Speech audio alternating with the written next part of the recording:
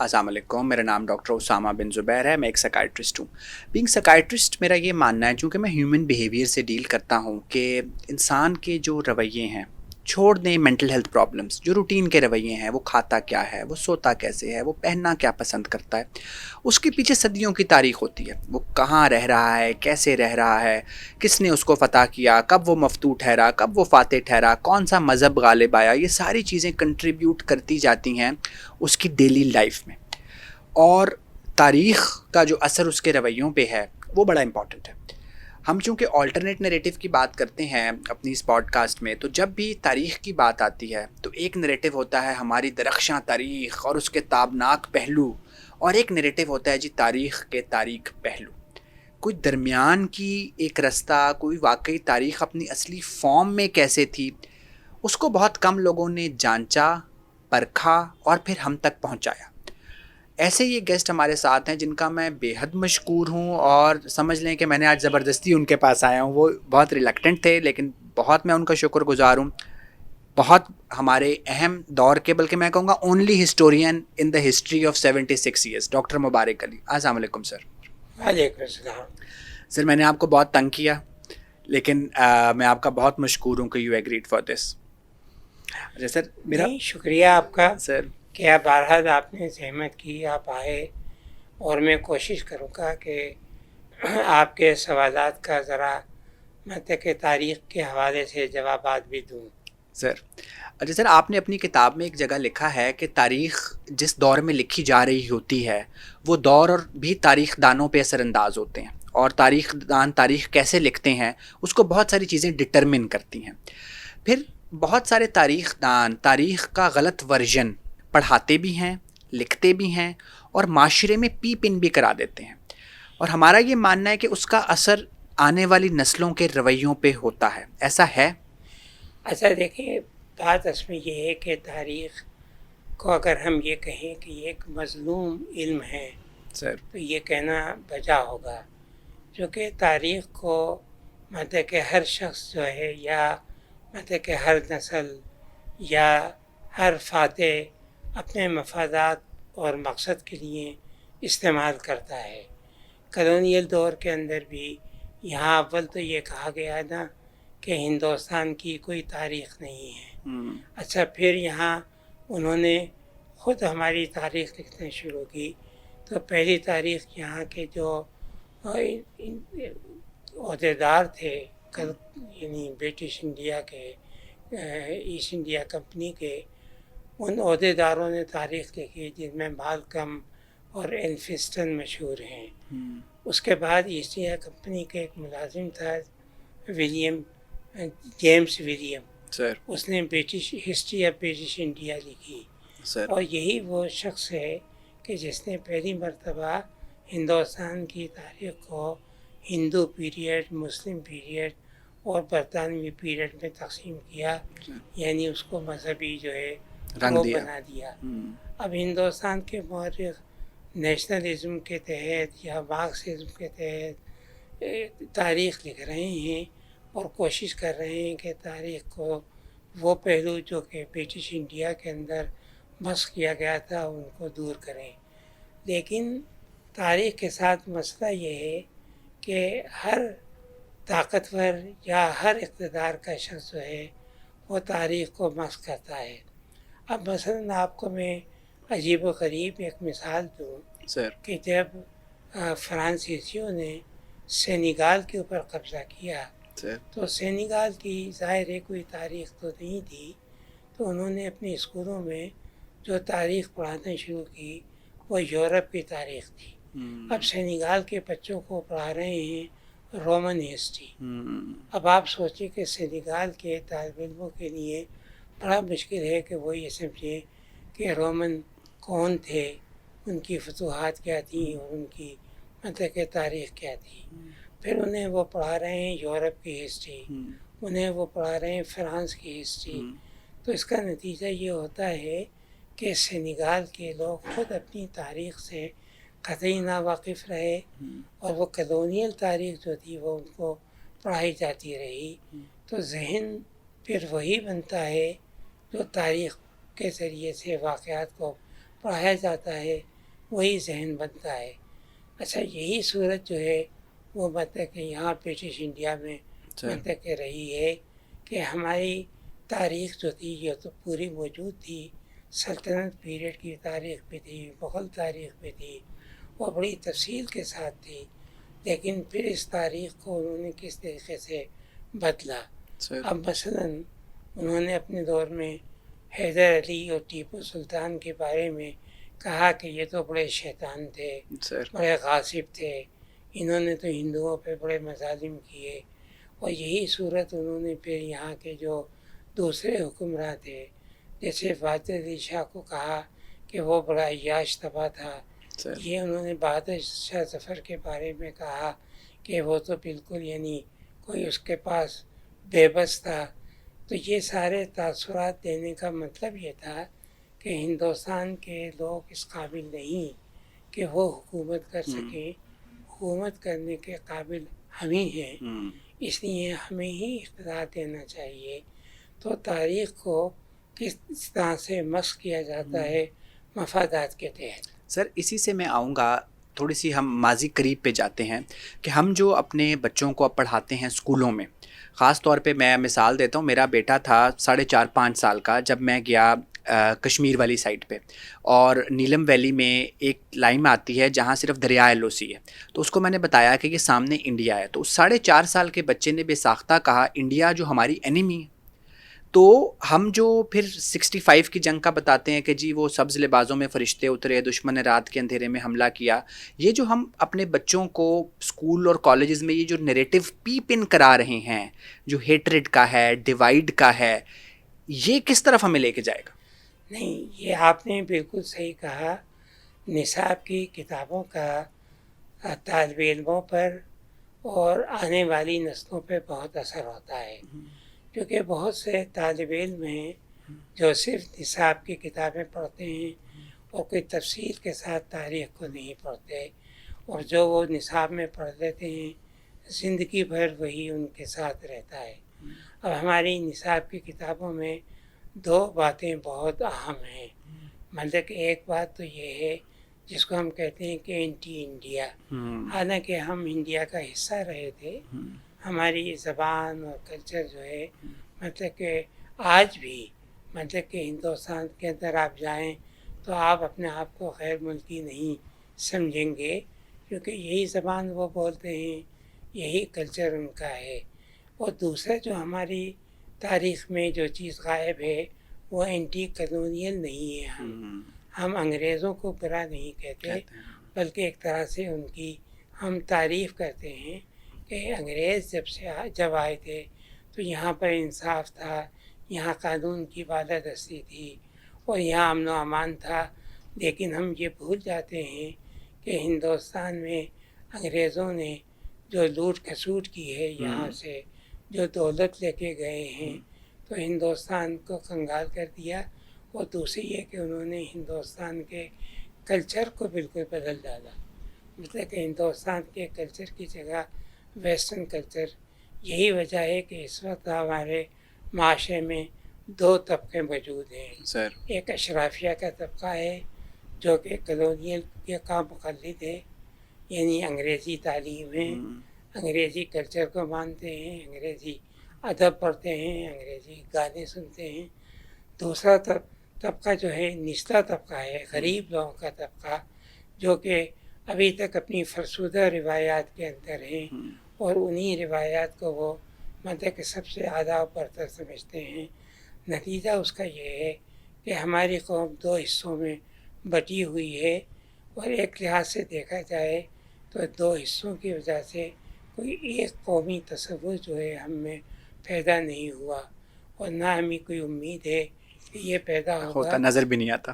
تو یہ صورتحال ہے. تاریخ کو آپ جس طرح سے چاہیں موڑ دیں. سر یہاں مجھے بہت یاد آ رہی ہیں، میری فیوریٹ رائٹر ہیں قرۃ العین حیدر، اور ان کے جو ناولز میں بھی ہمیں ایک ماحول ملتا ہے کہ جو یہ ایک آلٹرنیٹ نریٹو ہے کہ ہم بہت عرصے سے اکٹھے بھی رہ رہے تھے، ہماری خوشی غمی بھی اکٹھے تھی، ہم ایک زبان بھی بولتے تھے جو مسلم پاکستان اور ہندوستان کے لوگ ہیں. اور جو میں اجتماعی لاشعور کی بات کرتا ہوں، میرا اجتماعی لاشعور تو غالب کے بغیر مکمل نہیں ہوتا. لکھنؤ کے بغیر مکمل نہیں ہوتا. ایک وہ لڑی سی چلی آ رہی تھی نا. تو اب اگر آپ نے ایک لائن لگا دی کہ جی ہماری تو کوئی اجتماعی تاریخ تھی ہی نہیں اور ہم نے ساری چیزوں کو اسلامائز کرنا ہے اور بیک ریورس گیئر میں جا کے کرنا ہے, محمد بن قاسم ہمارا ہیرو نکلے گا اور وہ سارا نکلے گا, تو یہ جو اسلامائزیشن آف ہم نے ایک اسلامی تاریخ, آپ کی کتاب میں بھی لکھا ہے قومی بیانیہ ہوتا ہے اور ایک اسلامی بیانیہ ہوتا ہے, اس اسلامی بیانیے نے ہمیں کہیں پہنچایا ہے پچھلے 76 سال میں؟ اچھا دیکھیں, المیہ جو ہے وہ یہ ہے کہ پھر ہمارے سرکاری مورخوں نے اس بات کی کوشش کی کہ ہندوستان سے کاٹ کر ہمیں وسط ایشیا کا باشندہ بنا دیا جائے. اچھا آپ دیکھیں وسط ایشیا کی زبان, ان کا کلچر, ان کا رہن سہن ہم سے بالکل جدا ہے. تو ہم وسط ایشیا کے باشندے نہیں ہو سکتے, لیکن یہ کوششیں یہاں پر رہیں تاکہ ہندوستان سے الگ ہو کر ہم وسط ایشیا میں چلے جائیں. یا اس بات کی بھی کوششیں ہوئیں کہ عرب کلچر کو اپنے ہاں ہم نافذ کر دیں. عرب کلچر کو بھی ہم نافذ نہیں کر سکتے کیونکہ ہر کلچر کی بنیاد جو ہے وہ اس کی زمین پر ہوتی ہے, اس کے ماحول پر ہوتی ہے, اس کی زبان سے پر ہوتی ہے. تو جو چیزیں ہم میں اور ان میں متفق نہیں ہیں, ہم ان کو اگر چاہیں بھی کہ ہم اپنا لیں تو وہ ہمارے ذہن کا حصہ نہیں بن سکتی. بالکل اسی طرح سے جیسے ہم چاہیں بھی کہ ہم انگریز بن جائیں, لیکن ہم انگریز نہیں بن سکتے چاہے ہم کتنی ہی اچھی انگریزی بولیں, انگریزی لکھیں, انگریزی کھانے کھائیں, لیکن ہم انگریز نہیں ہو سکتے اور نہ ہی انگریز ہمیں انگریز مانے گا. تو یہ جو یعنی اپنے کلچر کو اپنی ماحول سے, اپنی زمین سے نکال کر اور دوسرے ماحول میں لے جا کر کوشش کرتے ہیں کہ ہم اس ماحول کا حصہ بن جائیں یا اس کلچر کا حصہ بن جائیں, تو اس سے بڑا ذہنی خلفشار پیدا ہوتا ہے. یعنی نہ صرف بچوں کے ذہن میں بلکہ پوری قوم میں ان کی شناخت جو ہے وہ مقرر نہیں ہو پاتی کہ ہم کیا ہیں. جیسا آپ کو پتہ ہوگا کہ تقسیم سے پہلے یہ سوال کیا جاتا ہے کہ کیا ہم پہلے مسلمان ہیں یا ہندوستانی. تو بہت سے لوگ کہتے تھے پہلے ہم مسلمان ہیں بعد میں ہندوستانی. تو یہ ساری چیزیں پھر ہمارے ذہن کو بگاڑ دیتی ہیں, ہماری شناخت کو بگاڑ دیتی ہیں, ہمارے کلچر کو بگاڑ دیتی ہیں, اور جس کی وجہ سے ہماری پوری شخصیت متاثر ہوتی ہے. ہم آخر وقت تک یہ نہیں پہنچ پاتے کہ ہم کیا ہیں. سر اسی لیے مطلب کہ اصل شناخت کیا ہے, زمین کیا ہے, ہمارا کلچر کیا ہے, ہماری زبان کیا ہے, اور ہم خود کیا ہیں.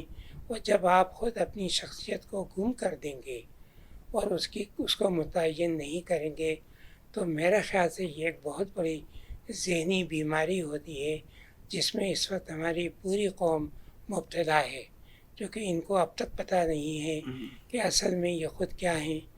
کیا یہ بنیادی طور کے اوپر عرب ہیں یا بنیادی طور کے اوپر یہ پاکستان یا ہندوستانی. سر اچھا اس میں یہی بات, میں لاسٹ ایئر بنگلہ دیش بھی گیا اور وہاں بھی میں نے یہ دیکھا, آپ کی کتاب میں بھی جس طرح آپ نے کہا ایک ہسٹری کا قومی بیانیہ ہوتا ہے اور ایک مذہبی بیانیہ ہوتا ہے. جب یہ دونوں بیانیوں کو ہم سیپریٹ دیکھتے ہیں, جو تھوڑے سے میں ورڈز کو سمپلیفائی اگر کروں تو یہ دونوں تو وہ چورن ہیں جو حکمران پھر بیچتے ہیں اپنے اس وقت کے فائدے کے لیے. جب ان کو مذہبی رنگ تاریخ کو دینا سوٹ کرتا ہے وہ مذہبی دے دیتے ہیں, وہ ڈیوائیڈ کر لیتے ہیں ہندوستان اور پاکستان کو. جب ان کو قومی بیانیہ سوٹ کرتا ہے کہ جی مذہب کے ساتھ ساتھ قوم زبان بھی اہمیت ہے, تو پاکستان اور بنگلہ دیش بن جاتے ہیں. تو جو بیانیہ اس وقت اشرافیہ کو, حکمرانوں کو سوٹ کر رہا ہوتا ہے, وہ تاریخ کو صرف ایک رنگ دے کے لوگوں کو بے وقوف بناتے ہیں. ایسا ہے؟ نہیں, بالکل ہے. مطلب کہ دیکھیں تاریخ دو قسم کی ہوتی ہے. مطلب کہ ایک ریاستی تاریخ ہوتی ہے جو حکمراں طبقے یا اشرافیہ اپنے مفادات کے تحت اس کو بدلتے بھی رہتے ہیں. جیسے میں نے کہا آپ کو کہ کبھی ہم وسط ایشیا کی طرف جاتے ہیں, کبھی عرب کی طرف جاتے ہیں, اور کبھی ہم ترکی کی طرف بھی جانے لگے ہیں, ان سے بھی اپنے خلافت والا رشتہ استوار کرتے ہیں. تو ایک تو یہ, لیکن دوسری جانب کم مورخ ہیں جو کوشش کرتے ہیں کہ آپ اپنے ماحول کے اندر ہی رہیں، ماحول سے باہر نہ نکلیں، اور اس لیے تاریخ کو لکھتے وقت ضروری ہوتا ہے کہ ہم اپنی مثلاً انڈیا پاکستان میں خلافت تحریک چلی. اب خلافت کا مطلب کہ بر صغیر کے مسلمانوں سے کوئی تعلق نہیں تھا، تو انہیں اس مسئلے کو لینا ہی نہیں چاہیے تھا. پھر آپ کو پتہ ہے کہ یہاں پر ہجرت تحریک چلی کہ ہندوستان جو ہے یہ تو دارالامن نہیں ہے، دارالحرب ہے، ہندوستان چھوڑ کر افغانستان چلا جائے، اور بہت سے لوگ جو ہیں اپنی پراپرٹی، اپنا گھر بار چھوڑ کے چلے گئے اور وہاں جا کے خوار ہوئے. چونکہ دیکھیں مہاجرین کو کوئی بھی قبول کرنے کو تیار نہیں ہوتا ہے. افغانوں نے بھی یہاں سے جو لوگ گئے تھے ان کو قبول نہیں کیا. ایک تو افغانستان کے اپنے ریسورسز اتنے نہیں تھے کہ مہاجروں کو برداشت کرتے، لیکن وہ تو تاریخ میں یہ جو ہم سے غلطیاں ہوئی ہیں، ان غلطیوں کی نشاندہی جو ہے وہ بھی بہت ضروری ہے. تیسرا جو ہے جو ہم سے غلطی ہوئی ہے وہ یہ ہے کہ ہم نے کلونیلزم سے چھٹکارا پانے کے لیے ہمیشہ یہ سوچا کہ غیر ملکی مدد حاصل کی جائے. کبھی ہم سوچتے تھے کہ روس سے ہم مدد لیں گے، کبھی سوچتے تھے کہ مسلمان ملکوں سے مدد لیں گے، ترکی سے مدد لیں گے، اور کبھی سوچتے تھے کہ افغانستان سے مدد لیں گے. لیکن کوئی دوسرا ملک جو ہے وہ آپ کو آزاد کرانے نہیں آ سکتا جب تک کہ خود آپ کے اندر آزادی کا جذبہ نہ ہو اور اس کے لیے آپ جد و جہد نہ کریں. اور آزادی کی جد و جہد جو قومیں خود سے کرتی ہیں تو ان کی صلاحیتیں بھی ابھرتی ہیں، ان کا جذبہ آبادی بھی ابھرتا ہے. تو ہم نے تو یہی دیکھا ہے تاریخ میں کہ وہی قومیں زیادہ باعمل رہی ہیں جنہوں نے خود اپنی آزادی کو حاصل کیا ہے بغیر کسی غیر ملکی امداد کے. تو یہ جو ہمارے ہاں کچھ اس قسم کے جو غلط فہمیاں ہیں، تاریخ کا کام یہ ہے کہ ان غلط فہمیوں کو دور کرے. اب یہ ہے کہ جو مورخ ان غلط فہمیوں کو دور کرنے کی کوشش کرتے ہیں، ایک تو ہماری ریاست بھی اور خود ہماری سوسائٹی بھی ان کو ذہنی طور پر قبول کرنے کو تیار نہیں ہوتی. اس لیے یہ مورخ یا یہ دانشور جو ہیں وہ پھر سوسائٹی سے کٹ جاتے ہیں. سر میرا سوال یہی تھا، آپ نے ایک بڑے مزے کی ٹرم یوز کی تھی، سرکاری مورخ. جس طرح سرکاری اسکول ہوتا ہے اس طرح ایک سرکاری مورخ ہوتا ہے، اور پھر کوئی پرائیویٹ مورخ بھی ہوتا ہے. اور آپ کون سے مورخ ہیں؟ آپ سرکاری مورخ ہیں کہ آپ غیر سرکاری مورخ ہیں؟ میں نے کبھی سرکار سے تعلق نہیں رکھا. سر میں نے ہمیشہ ایک آزاد مورخ کی حیثیت سے کے لکھا ہے. اس میں مشکلات آئیں سر؟ سرکاری نظریات جو ہیں، یعنی دو قومی نظریہ، مسلم امہ یا کہ عرب یا وسط ایشیا کا کلچر کا ہم حصہ ہیں، میں سب اس کے خلاف ہوں.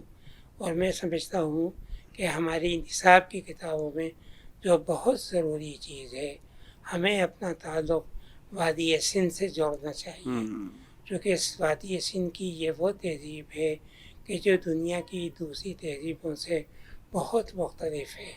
یہاں پر جنگیں نہیں ہیں، یہاں عوام سے بیگار نہیں لے کے محلات و مقبرے بنوائے گئے ہیں، یہاں پر کوئی جنگیں نہیں ہوئی ہیں جہاں عوام کا قتل عام ہوا ہے. تو یہ ایک ایسی پرامن تہذیب ہے. اس تہذیب سے ہمیں سیکھنا چاہیے اور ہمیں اپنی جڑیں یہیں ڈھونڈنی چاہیے. اور پھر اس تہذیب کی خاص بات جو ہے وہ یہ ہے کہ یہ مہر گڑھ سے شروع ہوتی ہے، یعنی بلوچستان سے پنجاب میں آتی ہے، پنجاب میں آنے کے بعد یہ چولستان سے ہوتی ہوئی سندھ میں جاتی ہے، اور شہباز گڑھی کے اندر پختونخوا میں جاتی ہے، اور پھر ہندوستان میں گجرات میں جاتی ہے. تو یہ اتنے علاقوں کو آپس میں جوڑے ہوئے ہے کلچرلی.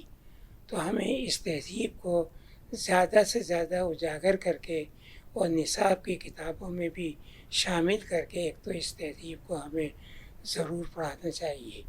اور دوسرا میں سمجھتا ہوں کہ دوسری جو اہم تہذیب ہے جس کو ہم نے بالکل نظر انداز کر دیا ہے وہ وہ تہذیب جو ہے وہ ہمارے پختونخوا کی یہ تہذیب ہے، یعنی ٹیکسلا کی تہذیب، گندھارا تہذیب.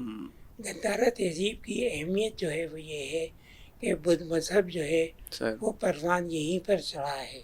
بدھ مذہب کی بڑی بڑی کونسلیں جو ہیں وہ یہاں پر ہی ہوئی ہیں، اور یہاں پر ہی اشوک جو ہے وہ یہاں کا گورنر بھی رہا ہے. اور اشوک نے ایک تلنگ کی جنگ کے بعد دنیا کا وہ پہلا بادشاہ ہے جس نے اس جنگ کے بعد توبہ کی تھی کہ وہ کوئی جنگ نہیں کرے گا. تاریخ کے اندر ایسا نہیں ہوا. تو ہمیں یہ مثال ذہن میں رکھنا چاہیے کہ ہماری ہسٹری میں ایسے بادشاہ بھی ہیں جنہوں نے پھر زندگی میں کبھی جنگ نہیں کی، بدھ مذہب اختیار کر کے پرامن طریقے سے اس نے سری لنکا میں، تھائی لینڈ کے اندر، چائنا کے اندر، یہاں پر اس نے پھیلایا، اور اس نے کوشش کی کہ اس پورے علاقے کو پرامن جو ہے وہ رکھا جائے. تو گندھارا کو اور ٹیکسلا کو اس لیے بھی ہمیں یاد رکھنا چاہیے کیونکہ ٹیکسلا کی یونیورسٹی نے بڑے بڑے دانشور پیدا کیے. ہمیں سب کی مثالیں تو نہیں ملتی، لیکن پانینی جو گرامر کا بہت بڑا دانشور تھا وہ ٹیکسلا کا ہی تھا. کوٹلیا یا چانکیہ جس نے ارتھ شاستر لکھی ہے وہ بھی ٹیکسلا کا ہی تھا. اور پھر کوٹلیا یا چانکیہ ہی ہے جو چندر گپت موریہ کا وزیر تھا، اور اس نے موریہ سلطنت کے استحکام میں مدد دی. تو ہم اپنی اس قدیم تاریخ کو بالکل نظر انداز کر دیتے ہیں، بالکل نہیں پڑھاتے. ہم اپنی تاریخ کو 711 سے شروع کرتے ہیں جو ایک طرح سے بالکل غلط ہے، اور پھر 711 سے شروع کر کے ہم اپنی تاریخ کو ہندوستان سے باہر عرب ملک میں لے جاتے ہیں، اور اپنی تاریخ کو عرب تاریخ سے یا مسلم تاریخ سے ملا دیتے ہیں. تو میں سمجھتا ہوں کہ تاریخ کے ساتھ پاکستان میں یہ بہت بڑا ظلم ہوا ہے، اور یہ ظلم ہو رہا ہے، اور جب تک یہ ظلم نہیں رکے گا ہم میں ذہنی طور پر نہ ایک قومی احساس پیدا ہوگا، نہ ہم ذہنی طور کے اوپر اپنے آپ کو اپنی شناخت کو قائم کر سکیں گے، نہ اپنے کلچر کو، اپنی تہذیب کو بچا سکیں گے. سر ایسے ہی ہے. اور آپ، حالانکہ ہمارا آج کا موضوع نہیں ہے، لیکن ایک میں کامنٹ کروں گا کہ جتنی گندھارا تہذیب سے اسٹوپے اسمگل ہوئے ہیں اور جتنا اس علاقے کو ہمارے ہی لوگوں نے اس کو ایکسپلائٹ کیا ہے، وہ ایک علیحدہ موضوع ہے، اس پہ آج ہمارا خیر موضوع نہیں ہے. سر سندھ کی کچھ سوال ہیں جو میں نے رکھے ہوئے ہیں آخر کے لیے، اس پہ میں بعد میں آؤں گا. میں آپ کو جس طرح بتایا، میں لاسٹ ایئر بنگلہ دیش گیا. ایک بنگلہ دیش بننے کا پرسپیکٹیو ہے جو ہمیں نصاب میں بھی کچھ پڑھایا گیا، یا ایک کامن جو یہاں کا ہے. پھر ایک اس میں بنگالیوں کا پرسپیکٹیو. جب میں وہاں گیا، میں نے ڈھاکہ وار میوزیم کا وزٹ کیا. میرا یہ خیال ہے کہ سچائی ان دونوں کے درمیان میں کہیں ہے. تو لیکن اب ہمیں اتنا مفلوج کر دیا گیا ہے ایز ینگسٹرز، ایز نیشن، کہ ہم اس درمیان کی سچائی تک پہنچ نہیں پاتے کہ بنگلہ دیش اگر بنا تو کچھ غلطیاں ادھر بھی تھیں، کچھ غلطیاں ادھر بھی تھیں، یا وہ ایک تاریخ کا فیصلہ تھا. تاریخ کے کچھ فیصلوں کا ہمیں شاید احترام بھی کرنا ہوتا ہے. تو یہ جو ایک پرسپیکٹیو ہے درمیان والا، یہ ہم کیسے پہنچیں کہ کون سے مورخ نے ٹھیک لکھا ہے تاکہ ہم بلوچستان کو الگ ہونے سے بچا لیں، ہم اور چیزوں میں بہتری لے آئیں؟ اس پہ ہمارے ینگسٹرز کیا کریں؟ اچھا دیکھیے، بنگلہ دیش کے سلسلے میں مطلب کہ خود ریاستی تاریخ میں یا سرکاری تاریخ کہیے، اس میں بہت سی باتیں جو ہیں وہ موجود ہیں. مثلا ایک تو یہ ہے کہ پاکستان کی تقسیم کے بعد بنگلہ دیش میں اکثریت تھی، تو ہم نے اس اکثریت کے لحاظ سے جو جمہوریت کا حق ہوتا ہے کہ اکثریت کو اقتدار دینا چاہیے اگر وہ انتخابات میں کامیاب ہو جائیں، تو ہم نے کوشش کی ہے کہ ان کو اقتدار نہ دیا جائے. یہ پوری کوشش رہی ہے. اور آپ کو پتہ ہے کہ جب ون یونٹ اسی لیے بنایا گیا تھا تاکہ بنگلہ دیش سے اور ویسٹ پاکستان سے آپس میں مقابلہ کیا جائے، اور پھر پیریٹی کا اصول نافذ کیا گیا ہے کہ اگرچہ آپ اکثریت میں تو ہیں لیکن آپ قربانی کر کے آپ اپنی سیٹیں اور ہماری سیٹوں کو برابر کر لیں. تو یہ بھی ناانصافی تھی جو بنگالیوں کے ساتھ کی گئی. تیسرا جو تھا، جو ہمارا تاثر تھا، اور یہ تاثر جو ہے یہ سمجھیے کہ تقسیم سے پہلے شمالی ہندوستان سے چلا آ رہا تھا کہ وہ بنگالیوں کو بہت ہی غیر اہم سمجھتے تھے جسمانی لحاظ سے اور ذہنی لحاظ سے، کہ یہ چھوٹے قد کے کالے ہیں، ان کے اندر ہمارے برابر ذہنیت نہیں ہے. یہاں تک کہ سر سید احمد خان بھی بنگالیوں کے سخت خلاف تھے. مطلب کہ اب میں آپ کو مثال دوں کہ انہوں نے انڈین پیٹریاٹک سوسائٹی میں تقریر کرتے ہوئے یہ کہا کہ بنگالیوں کا مطالبہ ہے کہ انڈین سول سروس کے امتحان ہندوستان میں ہونا چاہیے. اگر ایسا ہو گیا تو بنگالی اس امتحان میں کامیاب ہو کر ہمارے افسر بن جائیں گے. اور یہ کیسے ممکن ہے کہ ہم راجپوت اور پٹھان جو کہ بہادر ہیں، جو شمشیر زن ہیں، وہ ایک مطلب کہ بزدل بنگالیوں کو اپنا افسر مانے. تو ایک تو بنگالیوں کے بارے میں یہ تاثر ہمارا بڑا پرانا تھا، اور یہ تاثر پاکستان بننے کے بعد بھی یہاں پر قائم رہا. ان کو ہم نے حقیر سمجھا، اپنے برابر نہیں سمجھا. ان کو جو حق تھا ملازمتوں کا وہ بھی ہم نے نہیں دیا، اور جو جمہوری حق تھا وہ بھی ہم نے ان کو نہیں دیا. نتیجہ اس کا یہ تھا کہ وہاں پر پھر ایک نیشنلزم کا پیدا ہونا لازمی تھا. وہ نیشنلزم پیدا ہوا. طالب علموں کو جس طریقے سے ہم نے مارا، اس کی آپ نے دیکھا ہوگا کہ وہاں پر انہوں نے ان کی شہادت کے وہ مجسمے ستون جو ہے وہ بنا رکھے ہیں. تو پھر نیشنلزم جب پیدا ہوتا ہے تو نیشنلزم جو ہے پھر بہت قوم کو اکٹھا کرنے کی کوشش کرتا ہے. اچھا، اور خاص بات پھر یہ ہے کہ جب الیکشن ہوئے ہیں اور الیکشن میں جب بنگلہ دیش کے لوگ کامیاب ہو گئے ہیں تو ظاہر سیدھی بات ہے کہ مجیب الرحمن کو اقتدار دینا چاہیے تھا. جو مغربی پاکستان والے، خاص طور سے بھٹو صاحب، اس کے لیے تیار نہیں تھے. تو یہ سب ہم زیادہ تر میں سمجھتا ہوں ہماری اپنی غلطیاں ہیں کہ ہم نے بنگالیوں کو اپنا برابر کا نہیں سمجھا. یہ آج والوں نے ایک کتاب چھاپی ہے، وہ ضرور پڑھیے گا، جیون کہانی، علی احمد کی کتاب ہے، جو بنگلہ دیش میں تھے. یعنی وہیں یہ تھے، بہار کے تھے، وہاں جا کے آباد ہوئے، اور جب بنگلہ دیش آزاد ہوا ہے تب انہوں نے اپنا آنکھوں دیکھا حال لکھا ہے. بہت دل ہلا دینے والی کتاب ہے، وہ ضرور پڑھیے گا. تو ایک تو یہ ہے کہ بنگلہ دیش کے ساتھ ہم نے زیادتی کی. پھر جو فوجی ایکشن وہاں پر لیا گیا ہے تو پورے مغربی پاکستان کی پبلک نے ان کا ساتھ دیا تھا، سوائے چند افراد کے جنہوں نے مخالفت کی تھی. بلکہ آج بھی اگر آپ رائے پوچھیں گے تو مغربی پاکستان کی اکثریت جو ہے وہ یہ کہے گی کہ فوجی ایکشن جو تھا وہ صحیح تھا. آپ کو پتہ ہے خود حمود الرحمن کمیشن نے اپنی رپورٹ میں کہا ہے کہ انہوں نے ڈھاکہ کے انٹلیکچوئلس کو مار کے ان کی اجتماعی قبریں بنا دی، اور کس طریقے سے عام لوگوں کا وہاں پر قتل عام جو ہے وہ کیا گیا ہے. آج ہم یہ سب ماننے کو تیار نہیں ہیں، اور کوئی معافی مانگنے کو بھی تیار نہیں ہے. کسی نے جا کے معافی نہیں مانگی اپنے ان جرائم کی. جو آج کل کم از کم ایک دستور تو ہے کہ لوگ معافی مانگ رہے ہیں. آسٹریلیا کے لوگ اپنے ابوریجین سے معافی مانگ رہے ہیں. ایک اور جسٹیفیکیشن، اگر مغربی پاکستان والے یہ کہتے ہیں کہ بنگالیوں پہ مظالم ٹھیک تھے، تو پھر تو جو پارٹیشن کے وقت فسادات ہوئے پھر تو وہ بھی ٹھیک تھے. پھر تو دیکھیں یہ تو اینڈ کہیں رکے گا نہیں. نہیں، دیکھیں بنگلہ دیشیوں کے جو مظالم ہوئے ہیں یعنی مکتی بانی کے، وہ اس وقت ہوئے ہیں جب فوجی ایکشن ہوا ہے. سر میں یہی کہہ رہا ہوں نا، اگر فوجی ایکشن کو جسٹیفائی کرتے ہیں، پھر جو فسادات پہ ادھر سے مسلمان آ رہے تھے، ہندوؤں نے ان کو مارا، تو پھر تو وہ بھی ٹھیک تھا. کہ جب آپ آلٹرنیٹ بیانیہ برداشت ہی نہیں کریں گے اور آپ فوجی ایکشن کریں گے، پھر تو جو 47 کے فسادات تھے تو وہ بھی پھر وہ کہیں گے کہ ٹھیک تھے.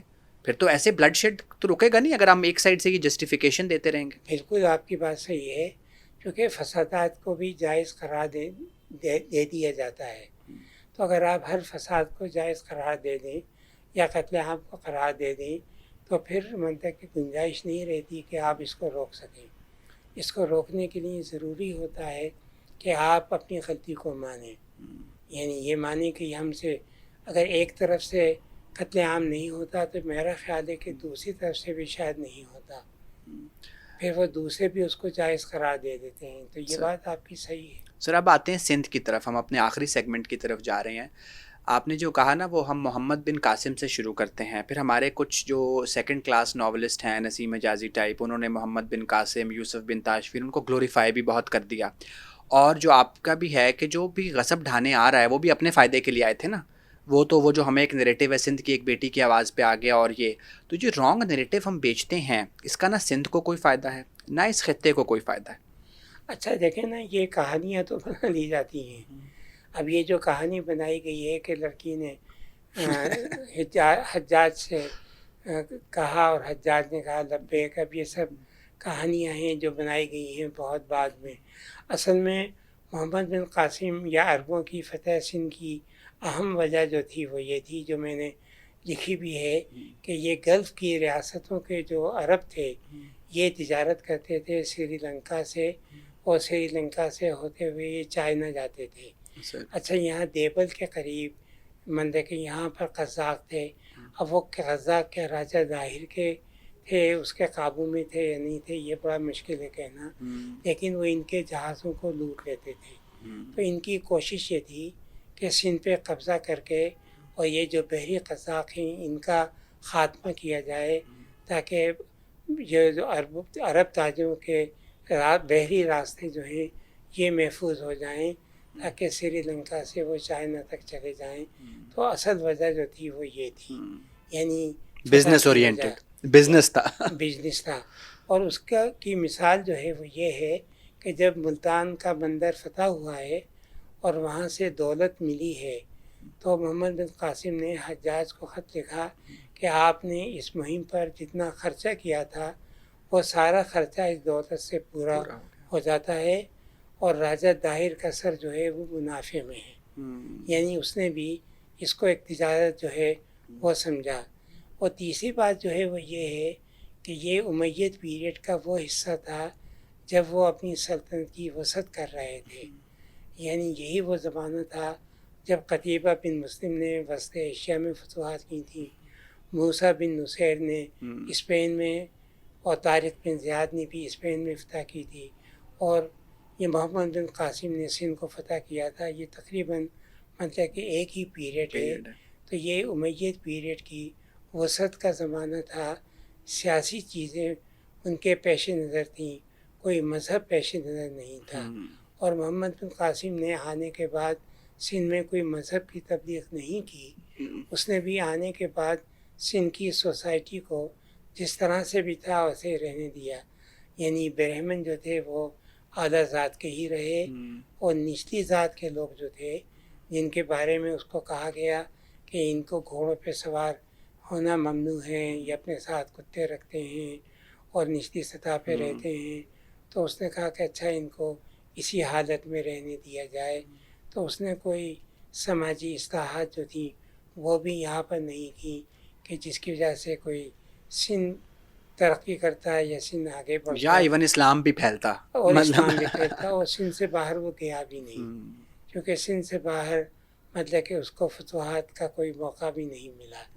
تو لیکن اب، اور یہ محمد بن قاسم جو ہے سلطنت پیریڈ یا مغل پیریڈ میں اس کی کوئی ہیرو کی حیثیت نہیں تھی اس وقت تک. یعنی پرانی کتابیں آپ دیکھیے، اس میں کوئی ہیرو نہیں مانا جاتا تھا. یہ اس کو ہیرو بنایا ہے جدید زمانے میں، جب ہندوستان میں فرقے وارانہ تحریکیں شروع ہوئی ہیں، یعنی ہندو مسلم جھگڑے جب شروع ہوئے ہیں، تو اس وقت تاریخ کو بھی فرقے وارانہ بنا دیا گیا. اس وقت مسلمانوں نے اپنی تاریخ لکھی، مسلمان مورخوں نے، کہ ہمارے فاتحین محمد بن قاسم، محمود غزنوی، محمد غوری، یہ لوگ ہیں، تو انہوں نے ہندوؤں کو شکستیں دی اور یہاں فتوحات حاصل کی.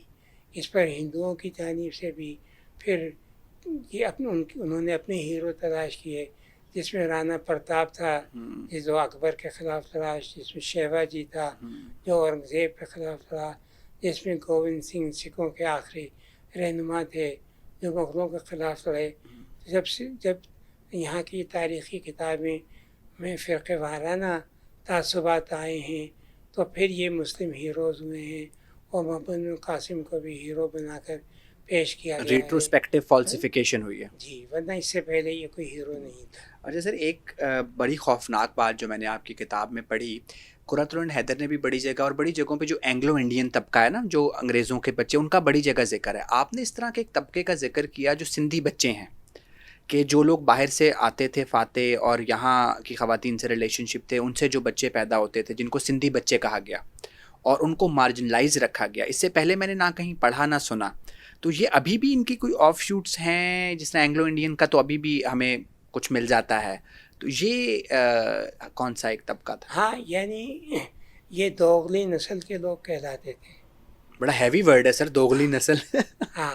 اچھا، اور جو سب سے بڑی زیادتی ہوئی تھی وہ یہاں پر ان انگریزوں کے ساتھ ہوئی تھی جنہوں نے ہندوستانی عورتوں سے شادیاں کر لی تھیں. یہ اینگلو انڈینز کہلاتے تھے. سر اچھا، ان کے ساتھ یہ تھی کہ باپ اگر انگریز ہے، ماں اس کی ہندوستانی ہیں، بچے جو ہیں ان کو برٹش نیشنلٹی جو ہے وہ نہیں ملتی تھی. اچھا، یہاں تک ہوا تھا یعنی برٹش پیریڈ کے زمانے میں کہ اینگلو انڈینز کو ملازمتیں ہی نہیں ملتی تھیں، کیونکہ ملازمتیں وہ کہتے تھے اعلیٰ ملازمتیں وہ صرف اعلیٰ نسل کے انگریزوں کو جو انگلستان سے آئے ہیں ان کو ملنا چاہیے. اچھا، ان کی قسمت اس وقت جاگی اینگلو انڈینز کی جب ہندوستان میں ریلوے شروع ہوئی ہے. سر ریلوے شروع ہوئی ہے تو ریلوے میں انہوں نے پھر ان تمام اینگلو انڈین کو کھپا دیا، کوٹا رکھا. اس لیے اب آپ دیکھیں گے کہ اینگلو انڈین جتنے بھی تھے تقسیم سے پہلے وہ سارے ریلوے میں تھے. ریلوے کی ملازمتیں جو ہیں وہ سیکنڈری سمجھی جاتی تھیں، تو اس لیے وہاں پر اینگلو انڈین کو کھپا دیا گیا، ان کو انگریزوں کے برابر مقام نہیں دیا گیا.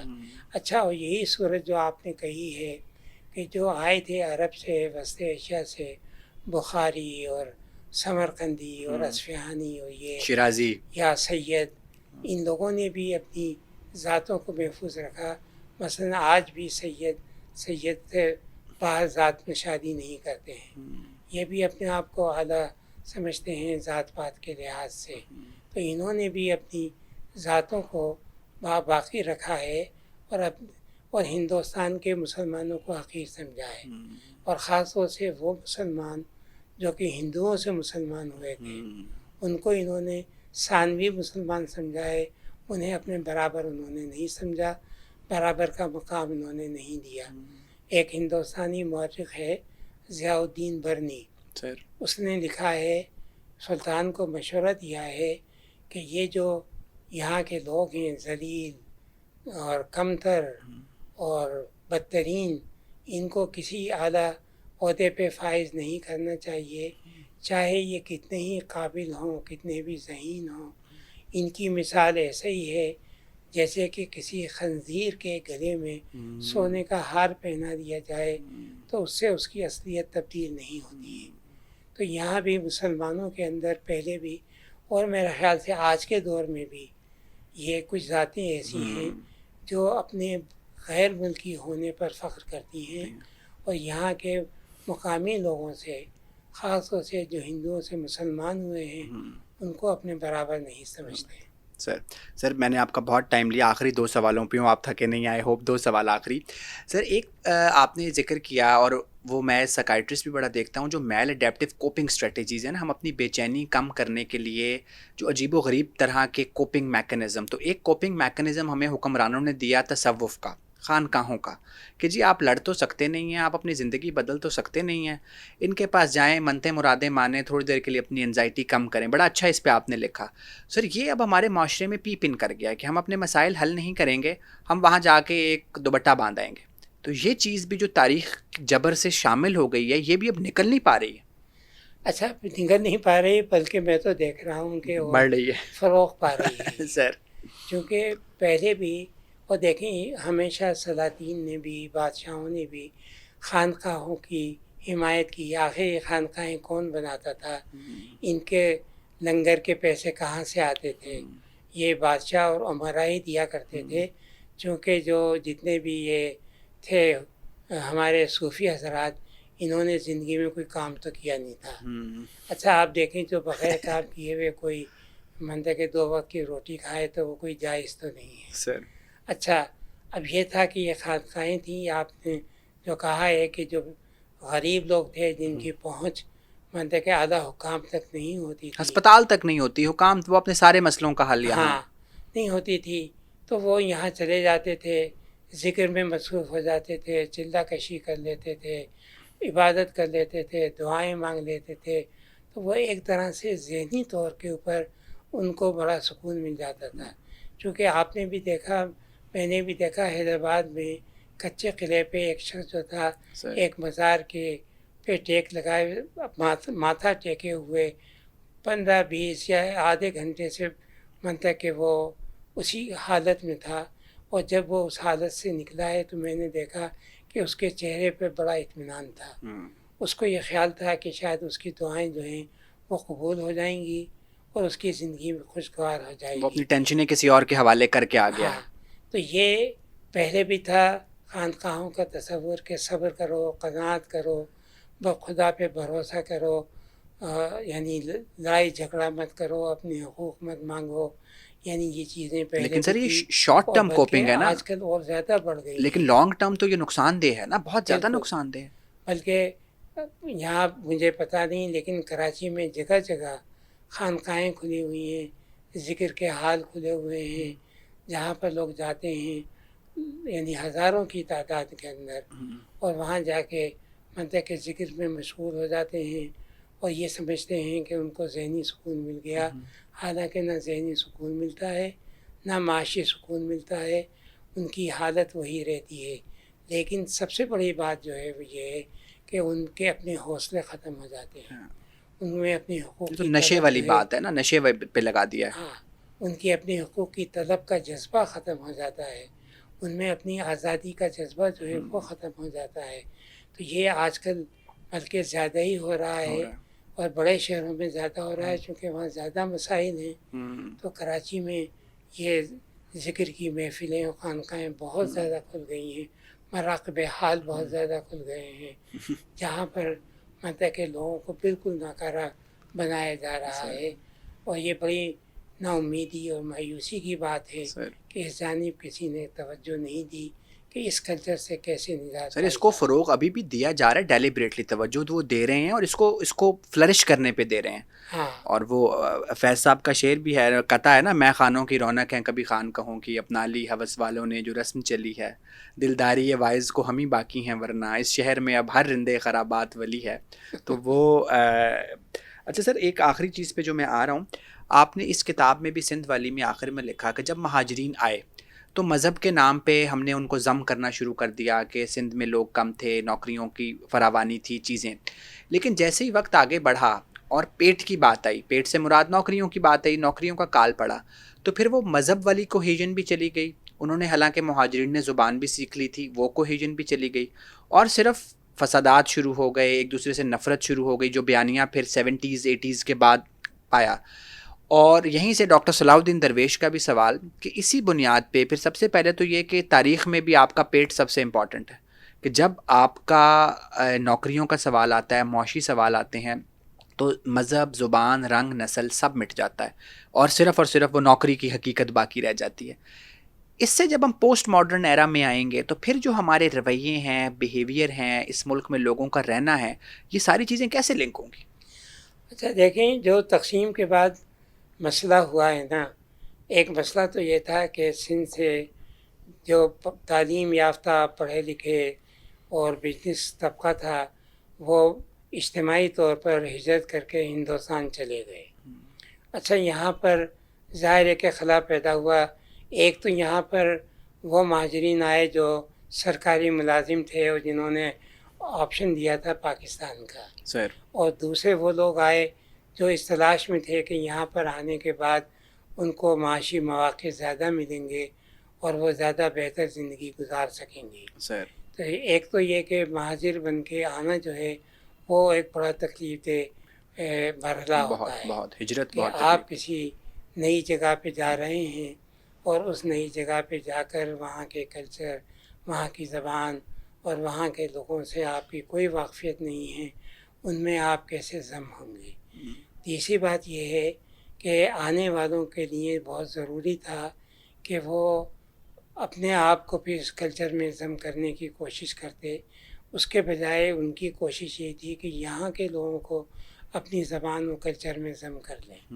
اچھا، جو سندھی لوگ تھے اس وقت ان کی مڈل کلاس تو جا چکی تھی، یعنی جو زیادہ تر ہندو وہ طبقہ مائگریٹ تھا، کر گئے تھے۔ ان کی مڈل کلاس جو تھی وہ چھوٹے شہروں میں اور دیہاتوں کے اندر تھی، ابھی اس قابل نہیں تھی کہ ان سے مقابلہ کر سکتے، اس لیے مہاجروں کو پورے مواقع مل گئے کہ یہ ملازمتوں میں بھی تھے، تعلیمی اداروں میں بھی تھے، اور جو دوسری معاشی ضروریات تھیں ان کی زیادہ اچھے طریقے سے پوری ہوئیں۔ لیکن وقت کے ساتھ ساتھ جب سندھیوں کی مڈل کلاس آنا شروع ہوئی، تعلیم یافتہ یونیورسٹی میں آئے، کالجوں کے اندر آئے، تو اب سب یہ بات ہے کہ اب سب سے بڑا مسئلہ جو تھا وہ یہ تھا کہ ملازمتوں میں ان کا بھی حق ہے، ان کو بھی ملنا چاہیے۔ تو یہاں سے یہ جھگڑے شروع ہوتے ہیں، اور خاص طور سے پروفیشنل کالجوں کے، میڈیکل کالج کے، انجینئرنگ کالج کے، اور چارٹرڈ اکاؤنٹنٹ ہیں یا دوسرے ہیں، وہاں کے سلسلے کے اندر تو یہ اس کی طرف توجہ نہیں دی گئی، چونکہ یہاں پر ملازمتیں کم تھیں، اب لوگ آ رہے تھے زیادہ تعداد میں، تو لہٰذا یہ جھگڑا ہونا لازمی تھا۔ اب اس کے لیے پھر کوٹا سسٹم ہوا، کوٹا سسٹم نے اور زیادہ نفرتیں پیدا کیں، تو یہ سارے جھگڑے جو ہیں یہ تقسیم کا نتیجہ ہے۔ اور سر تو وہ سوری سر میں آپ کو کاٹ رہا ہوں، تو جب مجھے ہمدردی جو ہے اس لیے ہے سر کہ دیکھیں یہ ان کا خطہ ہے، وہ یہاں کے رہنے والے ہیں، یہاں کے شہر ان کے ہاتھوں سے نکل گئے، کراچی، حیدرآباد، سکھر، میرپور خاص، یہ ایک زمانے میں یعنی سارے سندھی شہر تھے، اب وہاں مہاجر ہو گئے تو زیادہ، مہاجر شہر بن گئے، سندھی شہر ان کے ہاتھوں سے نکل گئے، ان کا کلچر جو ہے وہ بھی مطلب کہ آہستہ آہستہ مکس ہوتا رہا، معدوم ہوتا اردو گیا۔ زبان ان پہ غالب آتی چلی گئی، تو ان کو خطرہ تو اس بات کا تھا نا کہ ان کا کلچر، ان کی زبان، ان کے شہر، ان کی تہذیب یہ سب ختم ہو جائے گی، تو ان کی شناخت جو ہے وہ بھی باقی نہیں رہے گی۔ یہ سب چیزیں ہوں تو پھر انتہا پسندی آتی ہے، اور یہ انتہا پسندی ان کی قوم پرستی کے اندر آئی۔ سر تو پھر اور 47 قوم کا پرستی، بیانیہ جو تھا مذہب بھی سارا کچھ دیکھے گا، وہ تو ہاں، غلط ہو گیا نا۔ اچھا مذہب تو ختم ہو گیا، ہاں وہ تو پھر غلط ہو گیا نا۔ مذہب کی تو اب کوئی حیثیت نہیں ہے، مذہب کے نام پہ تو آپ نہیں کہہ سکتے کہ ہم بھائی بھائی ہیں، اب اس کو کوئی نہیں مانتا، مذہب ختم ہو گیا۔ اب سوال جو ہے وہ کلچر کا ہے، سوال جو ہے زبان کا ہے، سوال جو ہے وہ شناخت کا ہے، اور یہ چیزیں اب ایسی آ گئی ہیں کہ جو مہاجروں کے لیے بھی مشکلات کا باعث ہیں، اور سندھیوں کی بات اپنی جگہ صحیح ہے کہ یہ ان کا اپنا ملک ہے، اس میں ان کے حقوق زیادہ ہونے چاہیے جو ان کو نہیں دیے جا رہے ہیں۔ اور اب اس وقت تو صورتحال یہ ہے کہ سندھ میں مہاجروں کے علاوہ دوسرے صوبوں کے لوگ بھی بڑی تعداد کے اندر وہاں کے آباد ہو گئے ہیں۔ افغانی اتنے ہیں سر۔ تو سندھ جو ہے ایک طرح سے یقیناً وہ اپنے آپ کو ایک بڑے خطرے میں محسوس کرتے ہیں، اور یہ خطرہ جب ہو تو ایک ہی صورت ہے کہ انتہا قسم کا نیشنلزم جو ہے وہ پھر پیدا ہوتا ہے، اور یہ نیشنلزم جب پیدا ہوگا تو یہ جھگڑوں کی صورت آٹومیٹیکلی اختیار کرے۔ سر آخری سوال میں آپ سے، میں امریکہ گیا تو میں نے ٹریول کیا بائی روڈ نیو یارک سے بفلو، اور مجھے نظر آئے اٹ واز گرینڈ کہ خالی لینڈ، تو میں نے یہ سوچا کہ یار جو پاکستانی ہیں، چونکہ ہمیں کہا جاتا ہے کہ ہماری جیو پولیٹیکل سچویشن ایسی ہے کہ ہم کیوس میں رہیں گے، تو میں نے کہا یار سارے پاکستانیوں کو وہاں سے لا کے یہاں بسا دو اگر ہم نے ٹھیک نہیں ہونا۔ تو ایک بات تو ہم نے یہاں طے کی کہ تاریخ کا انسانی رویوں پہ اثر ہوتا ہے، لیکن اب میرا سوال آخری آپ سے یہ ہے، کیا جغرافیے کا بھی تاریخ پہ اثر ہوتا ہے، اور ہمارا جو جغرافیہ ہے واقعی وہ ایسا ہے کہ ہم ساری زندگی اور ساری ہمارے آنے والے ٹائم بھی ہم اسی تاریخی جبر میں ہی رہیں گے اپنے جغرافیے کی وجہ سے، صرف جغرافیہ ہی اس سب کا ذمہ دار ہے؟ نہیں، سب جغرافیہ سب کا ذمہ دار تو نہیں ہے، لیکن آب و ہوا اور جغرافیہ جو ہے اس کا بھی ذہنوں پہ اثر ہوتا ہے، اس کا بھی آپ کی شخصیت پہ اثر ہوتا ہے، اس کا بھی آپ کے رویوں پر، آپ کے کھانے پینے پہ، آپ کے لباس پر، مطلب کہ ان سب چیزوں پر آب و ہوا کا، جغرافیہ کا اثر ہوتا ہے۔ اب مثلاً سندھ کے لوگ ہیں، ان کا لباس جو ہے وہ ظاہر مختلف لباس ہے جو ان کی آب و ہوا کے مطابق ہے۔ پختونخوا کے لوگ ہیں، ان کا لباس بالکل مختلف ہے اپنی آب و ہوا کے لحاظ سے، ان کے کھانے بھی مختلف ہیں اپنی آب و ہوا کے لحاظ سے، ان کی جو ڈرنکس ہیں یعنی جو وہ سبزی پیتے ہیں وہ بھی مختلف ہے جو اور جگہ نہیں پی جاتی. تو جغرافیہ کا بھی اثر ہوتا ہے یقیناً، لیکن بہت حد تک سائنس کی وجہ سے لوگوں نے کوشش کی ہے کہ آب و ہوا کو اور جغرافی حالات کو تبدیل کر لیں. مثلاً اگر گرمی پڑتی ہے تو ایئر کنڈیشن کا بھی رواج ہو گیا ہے، سردی ہو گئی ہے تو وہاں بھی اب گرم رکھنے لگے ہیں مکانات اور بلڈنگیں. تو یہ اثرات تو جو ہیں وہ ہو رہے ہیں. لیکن جغرافیہ، یہ آپ نے صحیح کہا کہ جغرافیہ جو ہے وہ بھی قوموں کے رویوں میں اور قوموں کے کردار کے اندر اس کا بھی بڑا دخل ہوتا ہے، اور یہ ایسا دخل ہے کہ جس کو آپ آسانی کے ساتھ تبدیل نہیں کر سکتے. مثلاً ہارڈر جو ایک مشہور جرمن فلاسفر تھا، اس کا کہنا یہ تھا کہ جغرافیہ کا اثر ہر قوم پہ اتنا ہوتا ہے. اس نے کہا چینی کہیں بھی چلے جائیں، کسی بھی حصے میں آباد ہو جائیں، آپ ان کو دیکھ کے کہہ سکتے ہیں کہ یہ چینی ہیں، کیونکہ وہ اپنے کردار، اپنے عمل، اپنی عادات کے حساب سے چینی ہی رہیں گے، چاہے وہ نیو یارک میں رہیں، چاہے وہ لندن کے اندر رہیں. ان کی جو بنیادی چیز ہے، ان کے چہرے کے تاثرات ہیں، ان کی چال ڈھال ہے، وہ چینی ہی رہے گی، وہ نہیں بدلے گی. تو یہ جغرافیائی اثرات جو ہیں ان کے یہ بہت گہرے ہوتے ہیں. تھینک یو سو مچ سر، آپ کا میں نے بہت ٹائم لیا، اور لیکن آپ سے جو ہمیں معلومات ملیں، جو آپ نے ہمارے سوالوں کو برداشت بھی کیا اور جواب بھی دیا، آئی ہوپ میں نے آپ کو بہت زیادہ بور نہیں کیا، آپ کو بہت زیادہ تنگ نہیں کیا. لیکن ہم اس نتیجے پہ پہنچے کہ ہماری جو تاریخ ہے وہ ہمارے رویوں پہ اثر انداز ہوتی ہے، اور ہمارے پرانے حکمران، ہمارے نئے حکمران، ہمارے سماج کے ٹھیکیدار جتنا مرضی تاریخ کو مس کرنے کی کوشش کریں، اس تاریخ پہ کبھی ریلیجن کا غلاف چڑھائیں، کبھی نیشنلزم کا غلاف چڑھائیں، کوئی ایک غلاف تاریخ کو کور کر کے اس بیانیے کو آگے نہیں لے کے جا سکتا. تاریخ کو ایک پورے تناظر میں دیکھنا ضروری ہے. اور جس طرح ہمیں ڈاکٹر مبارک علی نے بتایا، ہمارے پاس بہت رچ گندھارا تہذیب ہے، ہمارے پاس بہت رچ سندھی تہذیب ہے. ہم بہت سال کمبائنڈ ہندوستان میں بھی بہت اچھے طریقے سے رہے ہیں. تو یہ باتیں بچوں کو پڑھائیں، یہ باتیں بچوں کو بتائیں، اور اس تاریخ کے جبر سے نکلنے کے لیے خانقاہوں پہ، مزاروں پہ، ڈرگز پہ برین ڈرین، ملک سے باہر جا کے ہم اس سے نہیں نکلیں گے. پالیسی میکرز کو، شعراء کو، ادیبوں کو، تھنک ٹینکس کو اس پہ غور کرنا پڑے گا، اور ایز اے نیشن ہمیں اپنا بیانیہ بدلنا پڑے گا اور یہ آلٹرنیٹ نیریٹو لانا پڑے گا. Thank you so much. Thank you so much sir, بہت شکریہ سر. آئی ہوپ میں نے آپ کو تنگ اور بور نہیں کیا بہت زیادہ. ٹھیک ہے.